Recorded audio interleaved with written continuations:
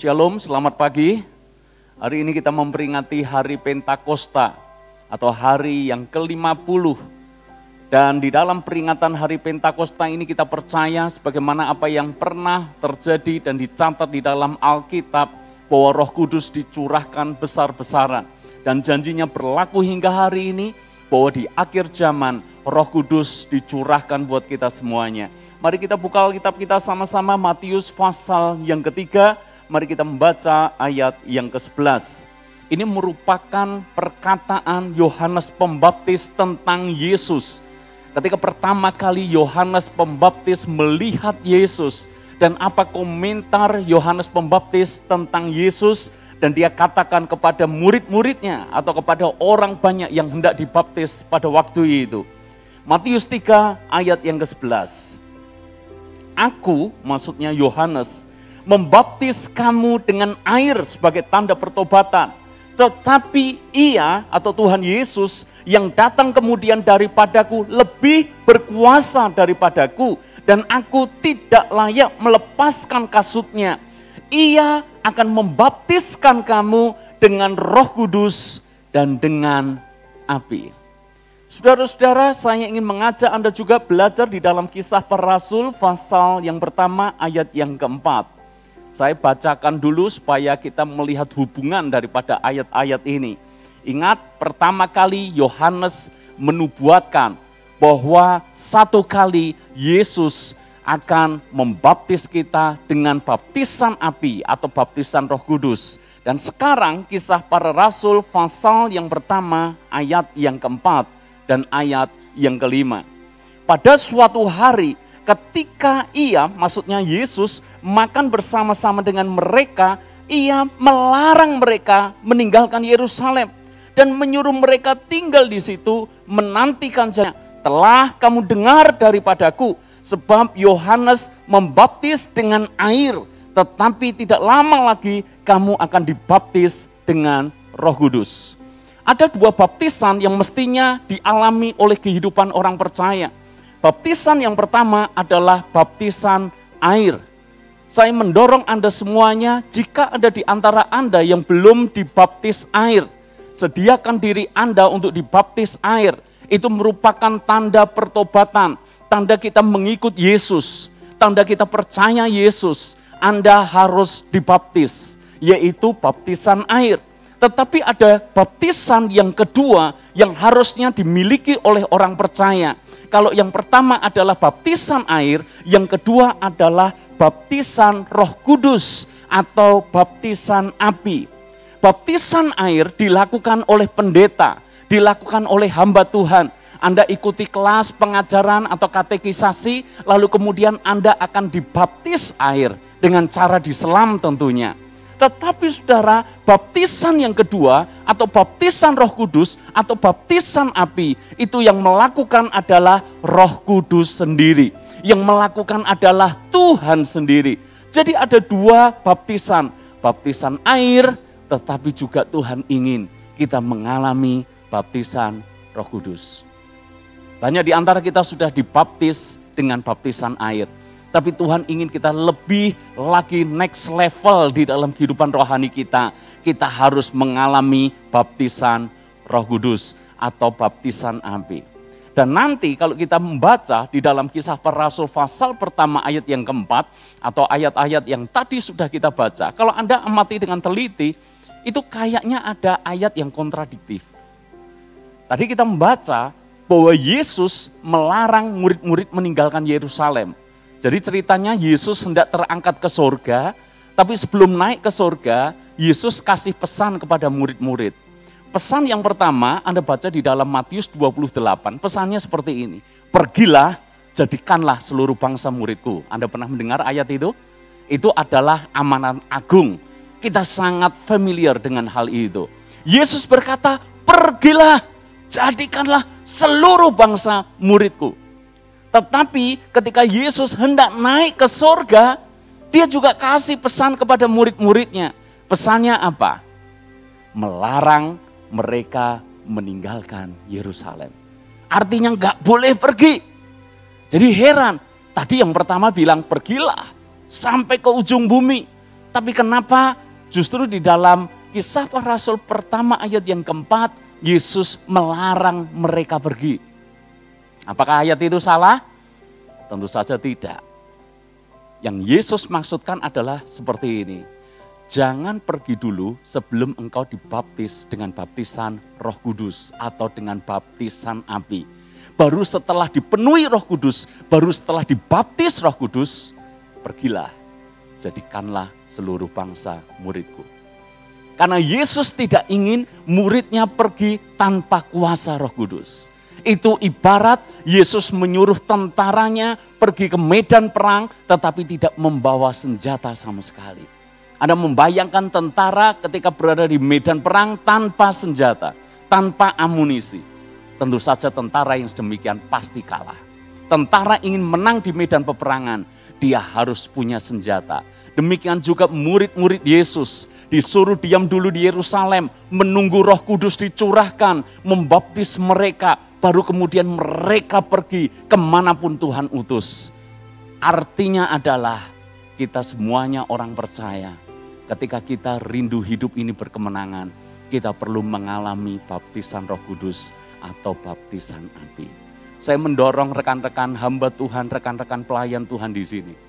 Beberapa waktu yang lalu saya sempat merenung.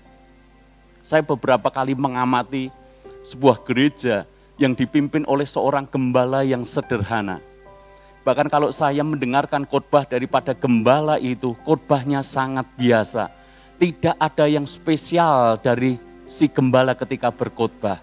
Juga kalau dilihat sumber daya manusia, sumber daya daripada gereja itu semuanya serba biasa.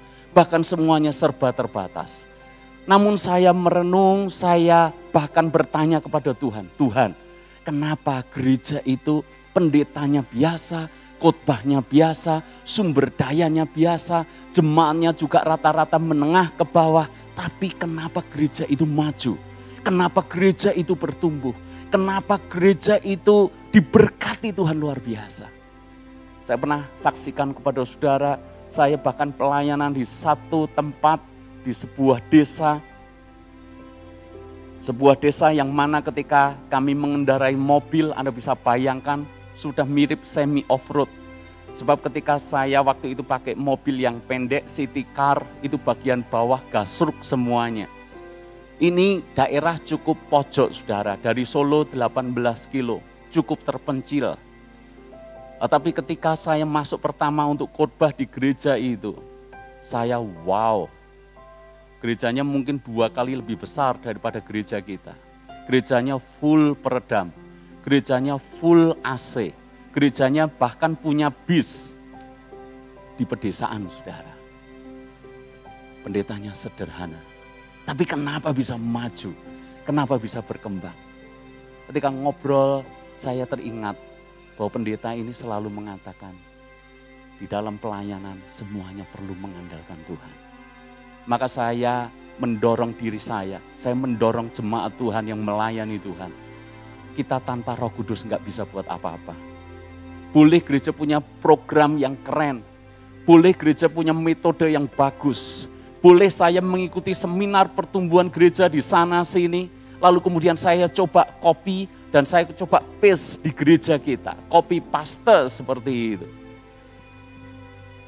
Tapi kalau tidak ada Roh Kudus, sia-sia. Betul nggak saudara? Betul nggak? Semuanya hanya di permukaan, tapi tidak akan pernah membawa pertumbuhan. Karena itu saya sadar persis, gereja kita kalau ingin maju, gereja kita kalau ingin bertumbuh, mari pemimpin pujian, mari pemain musik, mari pelayan apapun, kalau ingin dipakai oleh Tuhan, kita perlu mengalami baptisan Roh Kudus atau baptisan api.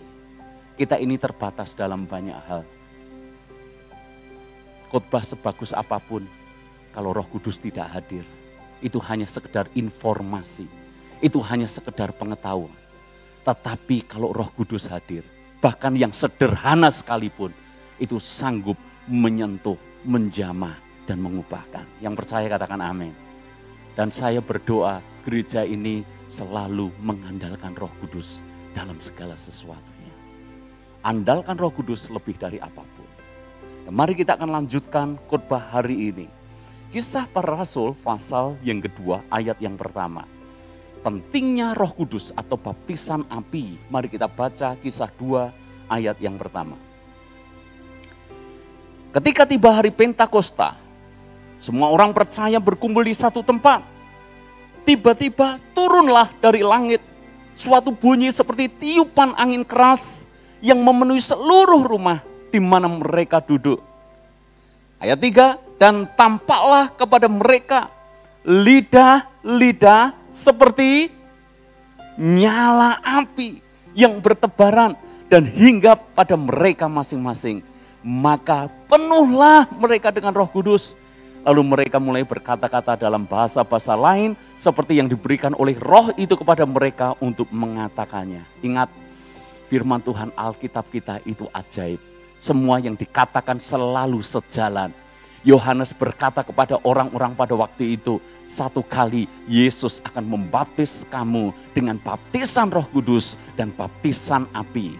Yesus sebelum terangkat ke sorga berkata kepada murid-muridnya, nantikanlah Roh Kudus, maka engkau akan dipenuhi dengan baptisan api. Dan sekarang ketika murid-murid benar-benar menunggu di Yerusalem, Roh Kudus turun, yaitu ketika hari Pentakosta.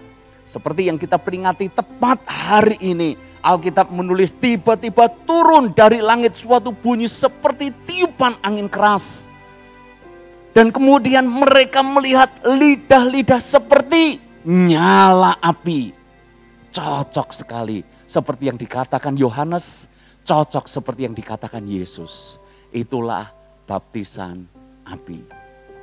Saudara-saudara, Roh Kudus digambarkan dengan api. Tentu tidak sembarangan. Kenapa mesti api? Kenapa bukan penggambaran yang lain? Kenapa murid-murid dihinggapi lidah nyala api?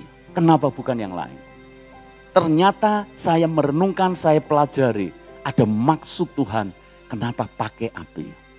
Ada karakteristik api yang saya ingin pagi hari ini mengajak Anda belajar. Saya sudah siapkan beberapa properti yang saya harap Anda bisa jelas, gamblang untuk kita mempelajari firman Tuhan hari ini. Anda lihat apa yang sedang saya kerjakan dengan properti ini. Anda lihat saja. Saya bawa api, ya, korek gas. Dan ini bisa juga korek, tapi ada gasnya atau minyaknya. Anda lihat.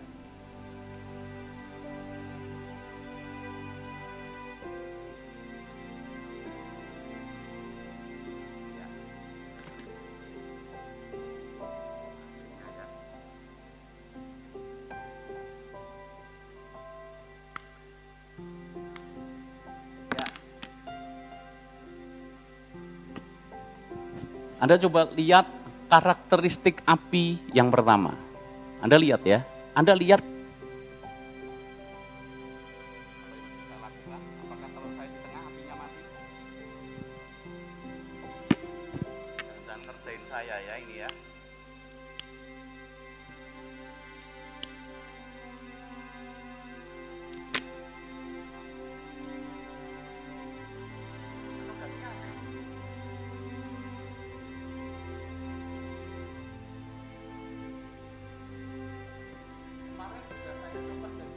Saudara ya.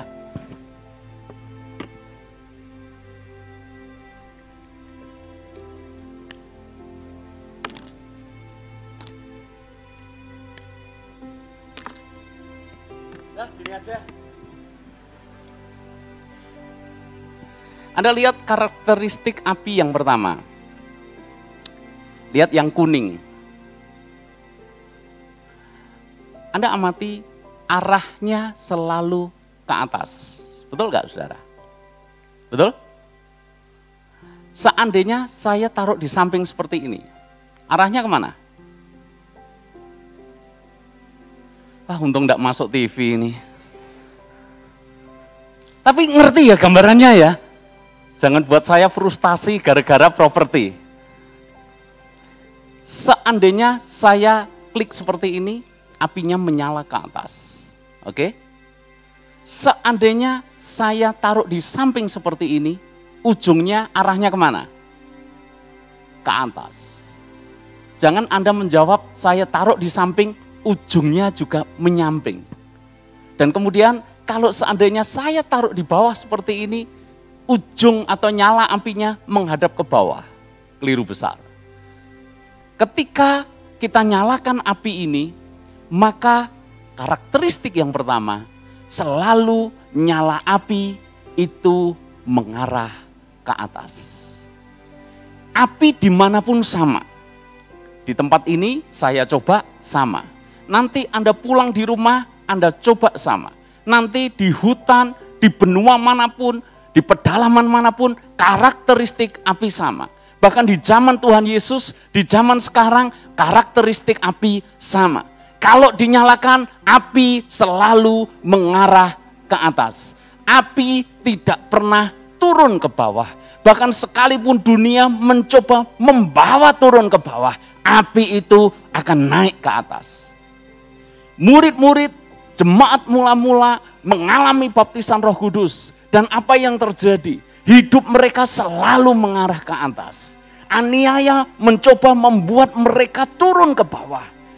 Para imam kepala berpikir, kalau ada aniaya, murid-murid tentu akan takut memberitakan Injil. Kalau ada ancaman mati, tentu tidak ada orang yang mau percaya Yesus. Kalau mereka tidak bisa berdagang lagi, kalau mereka tidak bisa bekerja lagi karena iman mereka kepada Yesus, tentu saja mereka akan mundur dari kekristenan. Tapi yang ajaib adalah, semakin mereka ditentang, semakin Injil menyebar. Semakin dihambat, Injil semakin merambat kemana-mana. Kenapa? Karena baptisan api selalu mengarah ke atas. Mau dibuat seperti apapun, tetap menyala dan tetap mengarah ke atas. Kalau Anda dipenuhi dengan Roh Kudus, kalau Anda mengalami baptisan Roh Kudus, kalau Anda dipenuhi dengan api yang menyala-nyala, saya percaya Anda punya kerinduan yang besar akan Tuhan. Yang percaya katakan amin. Anda haus perkara-perkara rohani. Anda akan mengejar hadirat Tuhan lebih dari apapun.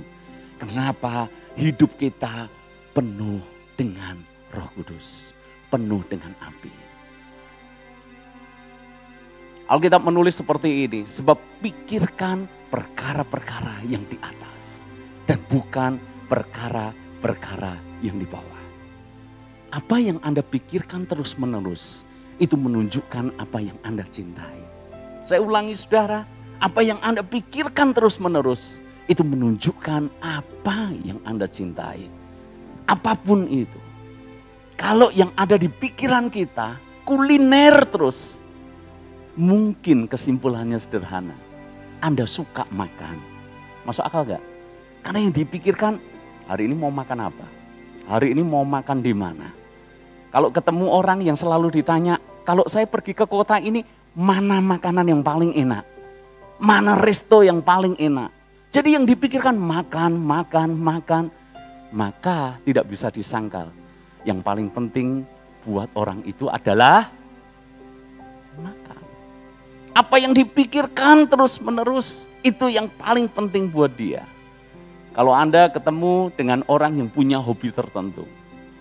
Saya hobinya motor, banyak jemaat juga hobinya motor. Kalau ketemu dengan orang yang hobinya motor, yang diceritakan apa? Motor. Yang dipikirkan, motor. Kalau dia akses sosial media yang dibuka, motor. Channel YouTube yang diikuti, motor. Semuanya tentang motor. Karena apa yang dipikirkan terus-menerus, itu yang dia suka. Itu yang dia cinta. Kalau Anda suka shopping, suka jalan-jalan ke mall, maka saya pernah ketemu dengan seseorang yang katanya kalau dia sudah shopping itu gila sekali. Dia akan datang paling awal dan dia akan pulang paling akhir. Ada di antara saudara seperti itu? Datang paling awal, pulang paling akhir. Dari satu mall ke mall yang lain. Satu kota ada 4 mall, dia bisa kunjungi mall ini. Lantai pertama diputerin sampai habis. Ningkat lantai kedua, diputerin sampai habis. Lantai ketiga, diputerin sampai habis. Kalau sudah habis, pindah ke mall lain. Datang paling awal, pulang paling akhir. Dan biasanya ibu-ibu wanita itu kekuatannya luar biasa. Amin ibu-ibu. Kadang-kala heran, ngajak istri jalan-jalan sambatnya enggak kuat. Tapi giliran kita pria diajak jalan-jalan ke mall, kita gantian yang enggak kuat. Apakah sama bapak-bapak? Istri saya selalu mengamati, kalau sudah saya diajak istri jalan-jalan ke mall, maka ada dalam tanda kutip surga kecil yang selalu kami lihat apa? Kursi. Begitu ada kursi itu rasanya lega banget gitu. Saya duduk, istri saya jalan-jalan. Setelah istri jalan-jalan, beli apa, pindah ke toko sebelahnya gitu. Saya selalu lihat moga-moga ada kursi. Bahkan sampai di ruang ganti pun berharap ada kursi, saudara. Karena istri kadang-kadang minta pertimbangan gitu. Kuat sekali. Kenapa? Wanita sukanya di mall. Masuk akal juga. Kesimpulan saya sederhana. Kalau yang kita pikirkan terus-menerus apa, itu yang kita suka. Maka ketika Paulus berkata, pikirkan perkara yang di atas. Itu menunjukkan cinta Paulus akan Tuhan. Maka semua energi, semua waktu, semua sumber daya akan terus mengarah kepada perkara-perkara di atas. Amatilah murid-murid atau jemaat mula-mula. Alkitab menulis tiap hari. Ingat, tiap hari mereka bersekutu. Mereka memecahkan roti. Tiap hari mereka berdoa. Tiap hari mereka mendengarkan pengajaran rasul-rasul. Tiap-tiap hari mereka yang kaya jual ladangnya dibagikan kepada saudara seiman yang miskin. Konteksnya memang beda di zaman sekarang. Kalau zaman itu saudara orang Kristen kalau ketahuan dia ikut Yesus maka langsung sudah tidak bisa dagang, sudah tidak bisa jualan, harus sembunyi jadi nggak bisa kerja. Dan karena nggak bisa kerja mereka harus ditopang supaya bisa hidup. Siapa yang menopang? Yang menopang adalah saudara seiman yang kaya, yang punya ladang, yang punya tanah. Makanya banyak kisah di dalam kisah para rasul, mereka jual tanahnya dibawa di depan kaki rasul-rasul. Nanti rasul-rasul akan membagi itu kepada jemaat yang tidak bisa kerja, tidak bisa dagang. Tapi mereka supaya bisa hidup. Ini semangat jemaat mula-mula. Kenapa bisa demikian? Karena api membakar mereka. Selalu haus akan perkara-perkara yang di atas. Kalau kita cinta Tuhan, yang dipikirkan hanyalah Tuhan. Amin. Kalau kita cinta Tuhan, Anda tidak akan pernah bisa menjalani satu hari tanpa berdoa kepada Tuhan. Kalau Anda cinta firman Tuhan, kalau Anda cinta Tuhan, Anda akan ibadah dengan sukacita. Gak ada paksaan apapun. Bahkan Anda akan melayani dengan sukacita. Daud adalah tokoh yang cinta Tuhan. Maka di dalam Mazmur selalu ditulis akan kerinduan besar Daud akan hadirat Tuhan. Bahkan ketika Daud sedang berada di istana yang megah, di istananya yang mewah. Satu kali tiba-tiba dia berkata seperti ini kepada Tuhan. Aku diam di istana yang dibangun dengan kayu aras. Kayu aras adalah kayu yang paling mahal. Istana yang megah, istana yang mewah. Tetapi kemah Tuhan terbuat dari tenda. Lalu kemudian dia berkata kepada Tuhan, sungguh tidak layak Tuhan. Aku ini raja tinggal di istana yang megah dan mewah. Sedangkan baitmu itu terbuat daripada kemah saja. Maka dia minta kepada Tuhan, minta izin kepada Tuhan. Boleh enggak membangun bait suci. Tuhan berkata kepada Daud, kerinduannya didengar Tuhan. Tapi yang melakukan bukan kamu, tetapi anakmu Salomo. Ini Daud sudah nyaman di istananya. Tapi dia mengeluarkan hampir separuh daripada kekayaannya untuk membangun bait suci. Yang diteruskan oleh Salomo. Kenapa bisa demikian? Karena dia cinta Tuhan. Maka hal pertama, kalau Roh Kudus turun kita dipenuhi dengan baptisan Roh Kudus, dibaptis dengan api. Anda akan selalu memikirkan perkara yang di atas. Karakteristik api yang kedua, api akan selalu berkobar-kobar. Apa artinya berkobar-kobar? Berkobar-kobar itu artinya nyala, tapi nyalanya tidak statis, nyalanya dinamis. Dan api ketika sekali berkobar, dia bisa menghabiskan banyak hal. Untuk menghabiskan satu rumah, tidak perlu diterjunkan api satu rumah untuk menghanguskan.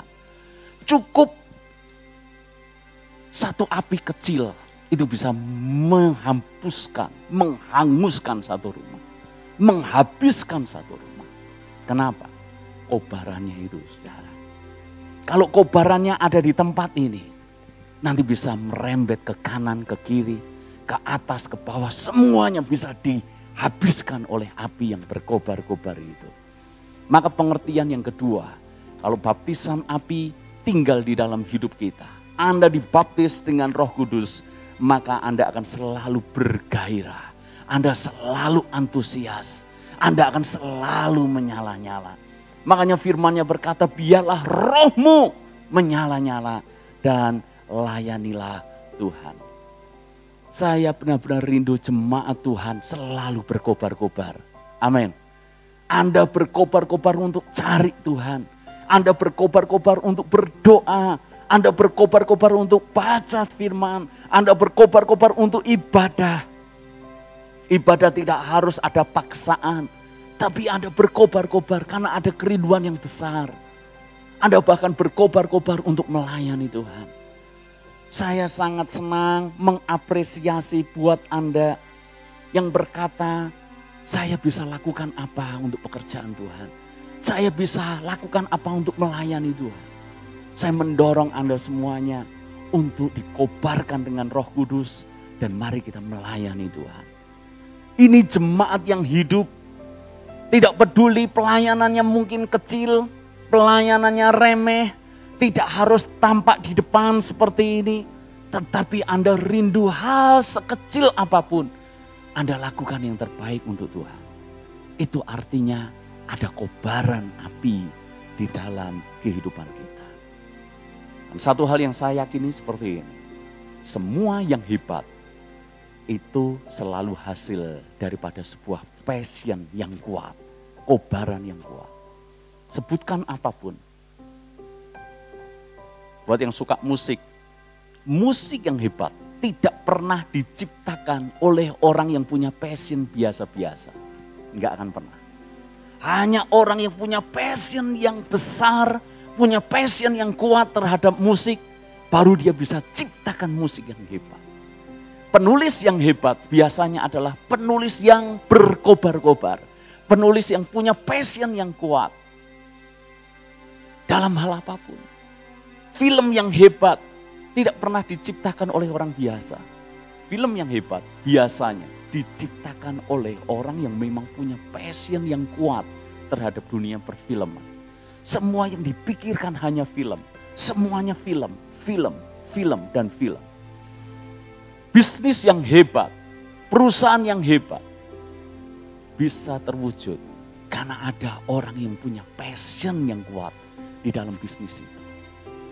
Maka kembali kalau kita berbicara tentang gereja, berbicara tentang pelayanan, berbicara tentang bagaimana melebarkan kerajaan Allah di muka bumi, maka jawabannya juga sama. Hanya orang-orang yang berkobar-kobar di dalam Roh Kudus. Orang-orang itu akan mengerjakan perkara-perkara yang besar bersama dengan Tuhan. Roh Kudus digambarkan seperti api. Dan saya pernah menyatakan kepada saudara, kalau tidak salah ingat, semoga Anda masih ingat. Kita ini ibarat minyak. Roh Kudus itu digambarkan minyak juga, saudara. Minyak dan api. Karakteristik minyak apa? Ini ada minyaknya. Maka begitu api menyala dan kesaut dengan minyak ini langsung. Tidak usah dikomando. Dalam hitungan sepersekian detik, langsung ini nyala. Seandainya di sini saya kucurin ini tempat ini dengan bensin, lalu kemudian di ujung sana kita nyalakan api. Tidak usah tunggu lama. tiba-tiba saja semua yang dialiri oleh bensin ini akan jadi api. Karakteristik api mudah menyaut sesuatu yang namanya api. Maka sama dengan hidup kita. Kalau Anda masih punya minyak Roh Kudus, Anda akan sangat berkobar-kobar untuk Tuhan. Sebaliknya, kalau Anda dingin, kalau Anda suam, kalau Anda malas-malesan, mungkin kita ini seperti 5 gadis bodoh yang sudah kehabisan api. Mau khotbahnya sekeras apapun, mau pengkhotbahnya impor sekalipun, mau acaranya sespektakuler apapun, hati ini sudah menjadi dingin. Tidak respon sama sekali. Selalu mikirnya ini untuk orang ini untuk orang itu. Selalu sudah buat benteng-benteng yang menutup pikirannya. Dia selalu mengatakan, pendetanya punya maksud ini. Pengkhotbahnya punya maksud itu. Kalaupun tepat sasaran, masih saja dia berpikir, pendeta saya jangan-jangan kasih tahu kepada pengkhotbahnya. Sehingga pengkhotbahnya tahu persis apa yang terjadi dengan saya. Selalu ditutup itu semuanya. Kenapa? Minyaknya habis. Tapi kalau kita mau berkobar-kobar, pastikan ada minyak gambaran Roh Kudus di dalam hati dan di dalam hidup kita. Masihkah Anda berkobar-kobar untuk Tuhan? Masihkah ada cinta mula-mula kita kepada Tuhan? Jangan remehkan cinta mula-mula. Ibu-ibu, tolong. Bayangkan, ini seandainya, saya harap tidak terjadi. Tapi seandainya, ini ya ibu-ibu, suami Anda pulang dari kantor, dan tiba-tiba suami Anda mengajak bicara serius kepada Anda. Suami Anda berkata seperti ini, aku sudah tidak mencintaimu lagi. Tapi kamu jangan khawatir, aku akan tetap kerja dan aku akan tetap mencukupi segala kebutuhan rumah tangga. Aku akan tetap kasih uang kamu untuk kamu shopping. Kamu jangan khawatir, arisan kamu tetap bisa jalan terus. Uang untuk arisan tetap aku kasih. Tapi memang hanya aku sudah tidak mencintaimu lagi. Jangan khawatir juga, kita tidak akan cerai. Kita akan tetap makan bersama. Kita bahkan akan tetap tidur bersama. Jangan khawatir. Tapi aku sudah tidak mencintaimu lagi. Pernahkah Anda membayangkan skenario ini? Semoga tidak. Tapi seandainya itu terjadi, perasaan Anda gimana? Anda masih bisa makan, secara status aman saja sebab tidak ada perceraian. Anda bahkan masih tidur bersama. Cuma masalahnya satu, suami sudah tidak cinta lagi. Halo, ibu-ibu gimana? Gak apa-apa. Yang penting arisan jalan terus, shopping jalan terus, baju baru. Saya rasa kalau ada wanita berkata, enggak apa-apa, lebih baik duitmu daripada cintamu. Sama-sama enggak waras itu hubungan. Tapi kalau hubungan itu sehat, kita enggak butuh yang lain. Kita butuh yang paling utama adalah cinta dulu. Bisa enggak kita ngomong sama Tuhan, Tuhan, sak jujur-jujuri, aku jadi males dengan Engkau. Tapi karena aku orang Kristen, jangan khawatir Tuhan. Minggu aku mesti tetap ke gereja. Jangan khawatir Tuhan, aku kebacut daftar pelayanan. Aku tetap melayani Engkau. Jangan khawatir. Kalau aku makan, mesti doa dulu. Jangan khawatir Tuhan. Tapi maaf ya Tuhan, hatiku tidak bisa bohong. Sudah terlanjur dingin. Kira-kira kalau hal yang sama terjadi, perasaan Tuhan gimana?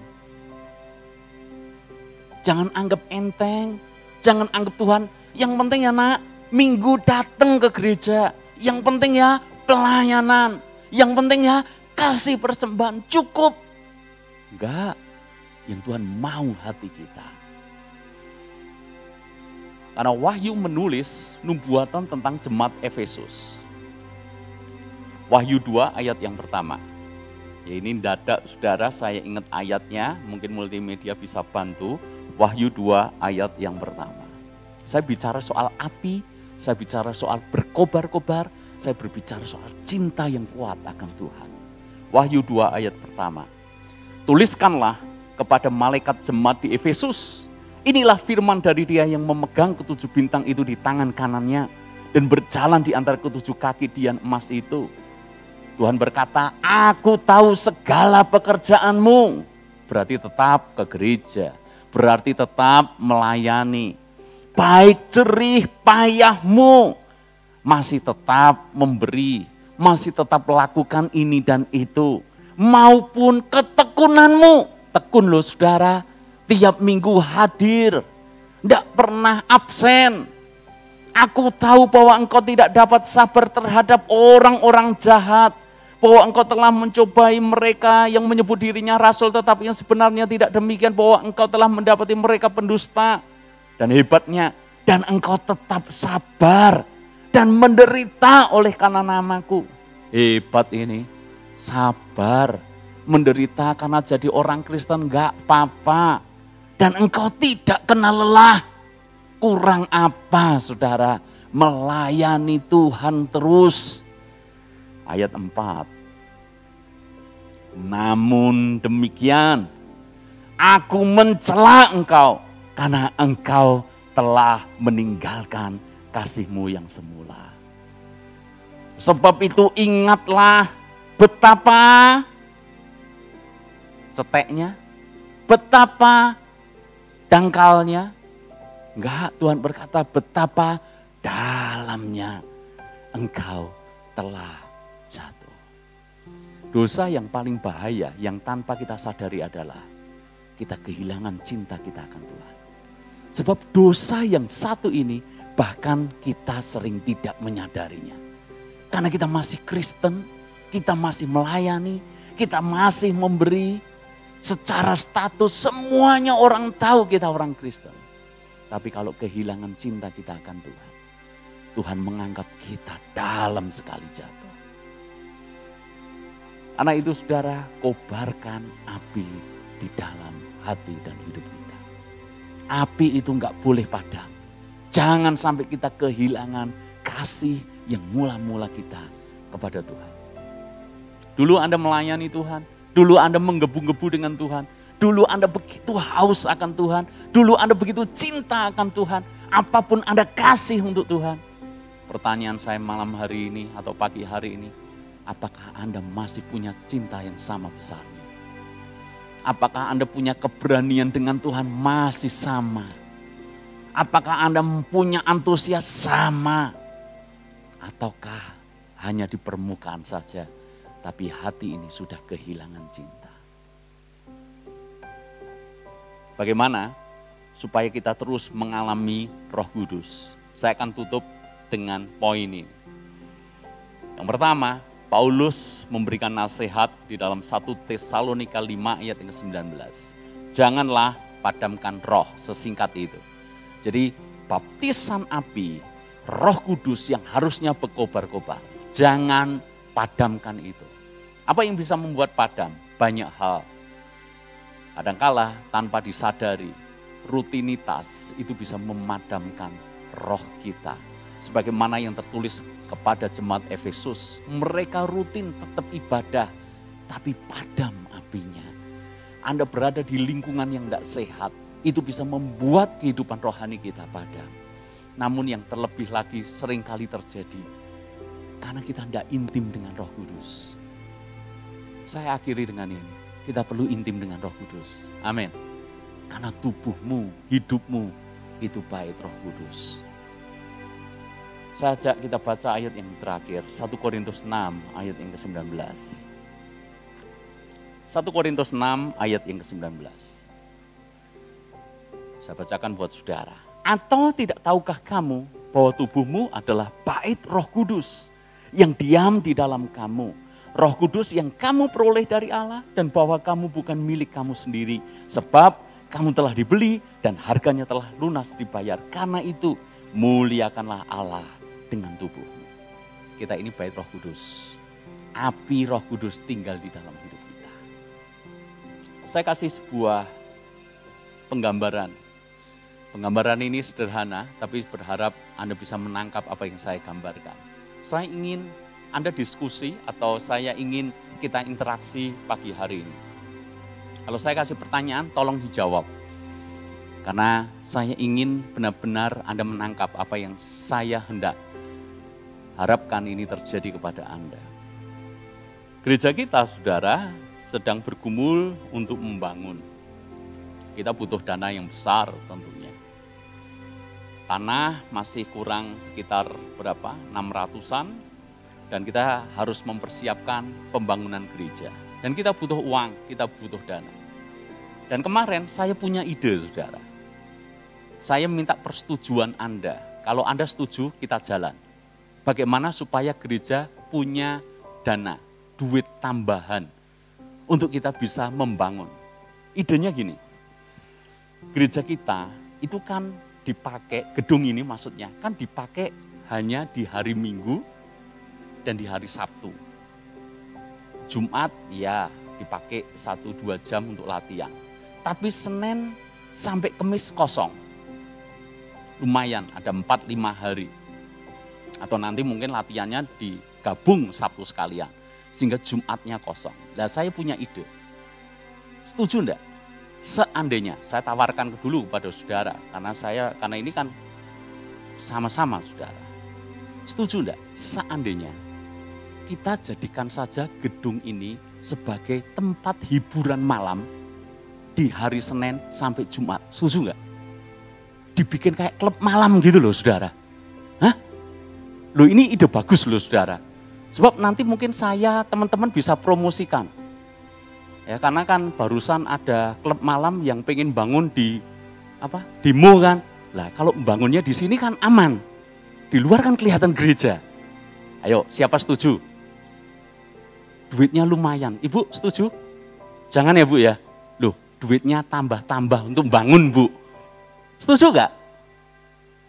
Ada yang setuju?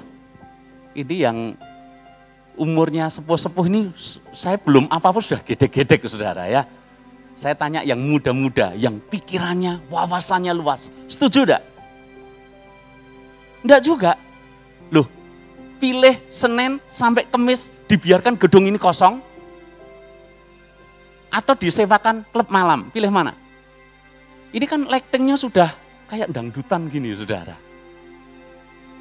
Jadi bisa koplonan dikit-dikit gitu. Setuju enggak? Ide bagus enggak? Yang setuju tolong angkat tangan. Enggak ada. Yang enggak setuju angkat tangan. Banyak yang enggak setuju. Berarti tetap ya, apapun yang terjadi, gereja tetap gereja. Amin. Gereja enggak boleh jadi tempat hiburan malam. Enggak boleh jadi tempat karaoke, tempat mabuk-mabukan. Enggak boleh ya. Oke, sepakat? Konsisten dengan perkataan Anda? Karena ini alasannya sederhana. Karena Pak, ini gedung gereja adalah bait Allah. Enggak boleh bait Allah dikotori dengan dosa. Enggak boleh dikotori dengan hiburan malam. Enggak boleh. Ini bait Allah Pak. Ini gereja Pak. Konsisten enggak dengan itu? Konsisten. Mati pun enggak rela saya Pak. Itu kan, saya lihat respon Anda kan langsung jegrak semuanya kan tadi. Gimana ini, apa-apaan ini, saya enggak setuju. Saya akan keluar dari gereja ini. Kalau Senin sampai Kamis gereja ini jadi hiburan malam. Ya saya tentu enggak segila itu saudara. Tapi maksud saya gini, kalau gedung gereja Anda enggak rela jadi tempat dosa, gedung loh, Anda enggak rela. Firman Tuhan tadi berkata apa? Bukankah tubuhmu, tubuhku, bait suci. Ini ya gereja saudara. Tapi Anda izinkan enggak dosa masuk dalam hidup kita? Loh, kalau gini diem toh. Saya sudah bisa menebak saudara. Yang tadi ngotot enggak setuju. Tapi boleh enggak tubuh kita ini dipakai tempat dosa?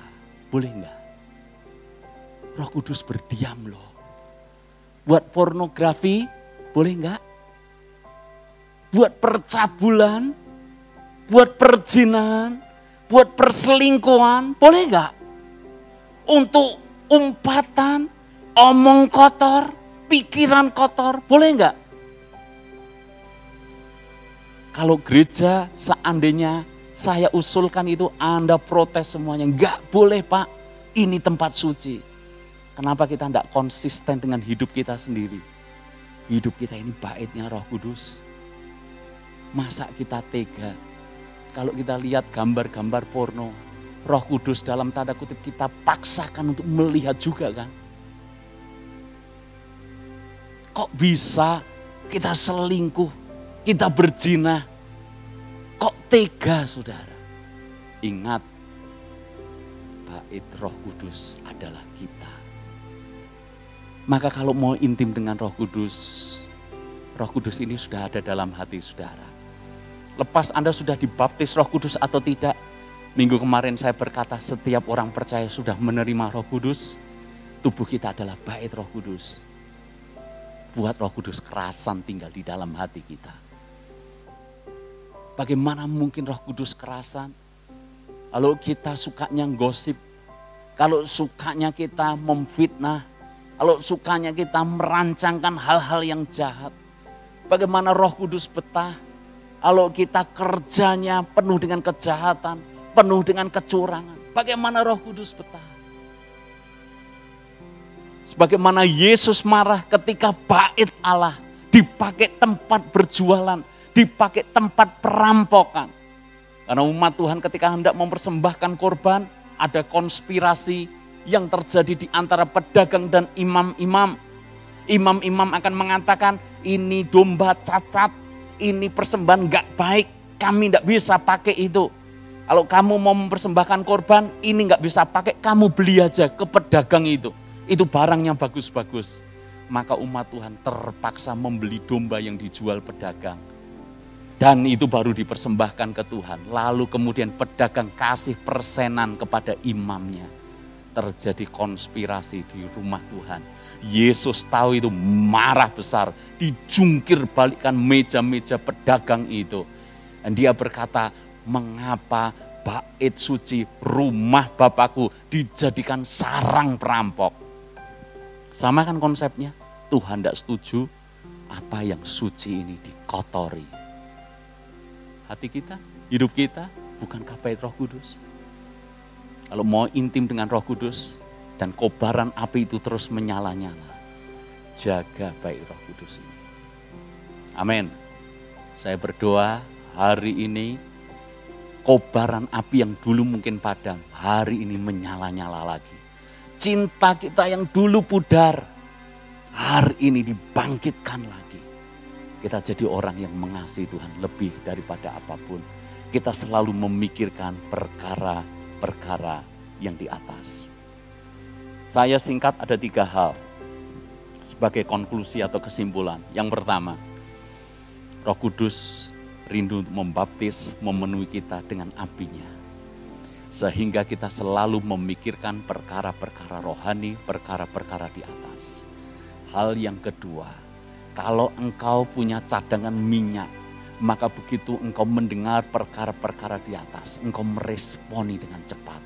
Engkau berkobar-kobar dan engkau antusias untuk melakukannya. Hal yang ketiga adalah jaga bait hidup kita ini.